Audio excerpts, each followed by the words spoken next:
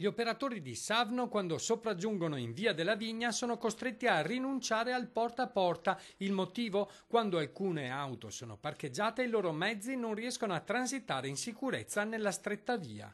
Fra le continue proteste da parte dei residenti a causa del servizio discontinuo, visto che da 3 mesi le immondizie si prelevano solo quando nella via non vi sono auto in sosta, gli animi fra utenti e operatori Savno sono sempre più tesi.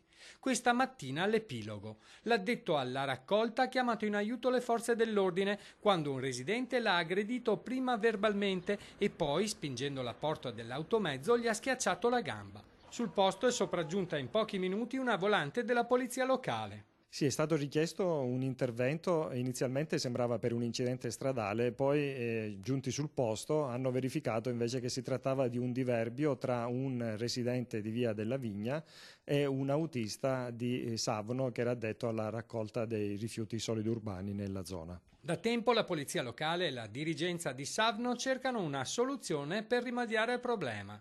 2 ipotesi sono al vaglio e in attesa di consenso: il divieto di sosta lungo tutta la via nei giorni di prelievo immondizie o la raccolta dei rifiuti all'inizio della via. Un residente si è preso l'incarico di andare a sentire un po' tutti gli altri e se fanno una raccolta di firme e optano per questa soluzione, per noi va bene. L'importante è riuscire a espletare il servizio di raccolta. Intanto c'è chi pensa che con un minimo di buon senso questi problemi non ci sarebbero. Per colpa di uno dei nostri vicini di casa, cioè lui si rifiuta di mettere l'auto dentro per motivi suoi personali, dobbiamo rimetterci tutti, questo quando per un giorno basta spostare una macchina, che è solo un'auto in tutta la via.